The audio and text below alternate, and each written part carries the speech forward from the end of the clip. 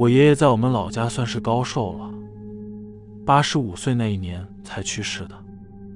爷爷身体不错，只是在他80岁的时候，眼睛的视力急剧下降，不到半年就只能待在家里，看不见也出不了门了。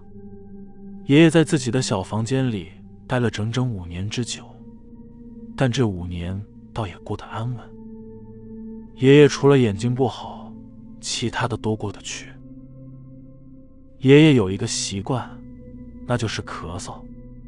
他从10几岁开始就喜欢抽烟，抽了70年，时不时的就会咳上2声。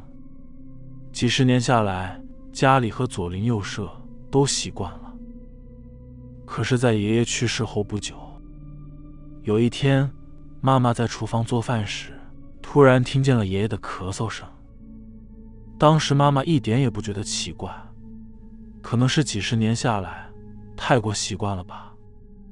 直到妈妈在饭桌上边吃边说：“今天爷爷又咳嗽了，不知道嗓子怎么样。”这时一旁的我和爸爸都惊讶地看着妈妈，妈妈才反应过来，吓得手上的筷子掉到地上，摔出了2声清脆的响声。这天晚上，妈妈发烧了，她在家休养了好几天。农村里民风淳朴，左邻右舍都跑来看妈妈，言谈之间就扯到了爷爷的咳嗽声。邻居听了妈妈说的，都面面相觑。最后，妈妈从他们的嘴里得知了更让人震惊的消息。住得离我家最近的吴奶奶说，她偶尔也能听到我爷爷的咳嗽声，只是她本来以为是因为听了大半辈子习惯了，便先入为主地认为是幻觉。而村头的王爷爷也说，经过我家门口的时候，都能听到爷爷的咳嗽声，只是这种事不好讲，他便也假装没听见。这下我妈妈的脸色就更差了，因为农村里有一种说法，若是家里的晚辈亏待了老人，做了不孝的事情，老人会死不瞑目，死后还久久地徘徊在家附近。妈妈极力地回忆，在吃喝上，因为家里不富裕，不可能顿顿大鱼大肉，但是爷爷吃的和我们是一样的，有好料的时候，爷爷的碗里肯定一分都不少。至于衣服、居住什么的，也一样都没有亏待爷爷，而且平常相处起来，大家关系也都挺好的。除了20几年前，妈妈第一胎生了我这个女孩子，爷爷奶奶不喜欢。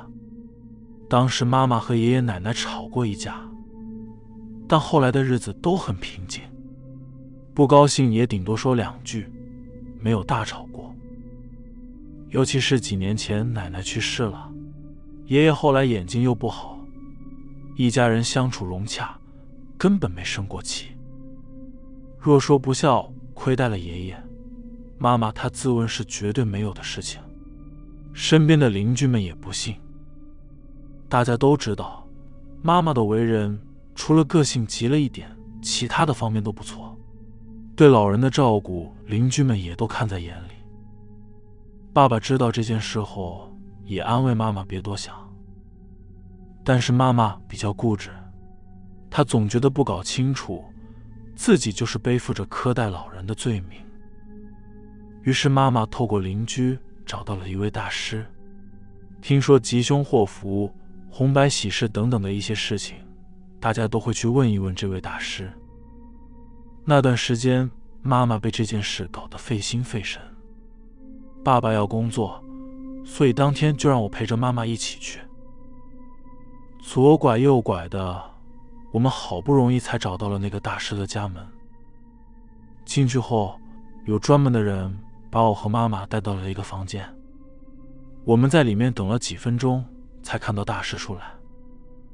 大师穿着一身黄色的道袍，头发梳得一丝不苟，看起来年纪大约50多一点。他和电视上那些故弄玄虚的人不一样，这位大师看起来很亲切，笑眯眯的和我们打过招呼，又简单的聊了一下家常后，才问了我们这次前来的用意。妈妈仔细的把事情都说给他听以后，大师看妈妈的眼神突然变了，那感觉像是一种打量的眼神。妈妈的表情此时也变得有些尴尬，因为他认为大师应该是怀疑自己身为儿媳妇做得不好，才会让已经去世的老人怨气不散。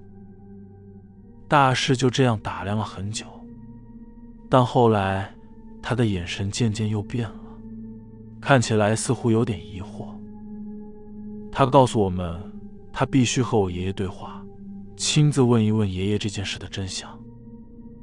而只见大师接过妈妈带来的爷爷常用的烟头，紧紧地捏在手上，然后闭上眼，不知道念着些什么。过了半个小时才结束。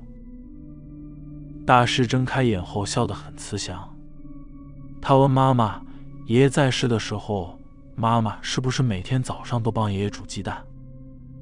妈妈不懂他是什么意思，就按照事实点了点头。大师擦了擦额头的汗，又笑着说：我刚刚和老人家聊过了，不是你亏待了他，而是因为你很孝敬，让老人家很感动，才久久不愿意离开家里。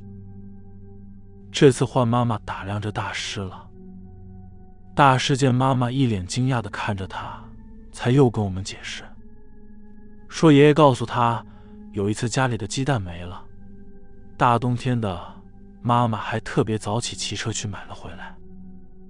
还有一次，小姑姑回家时买了1斤6两的猪肉给爷爷，还骗爷爷说是2斤，是妈妈又添上了几两，才不至于把爷爷气坏了。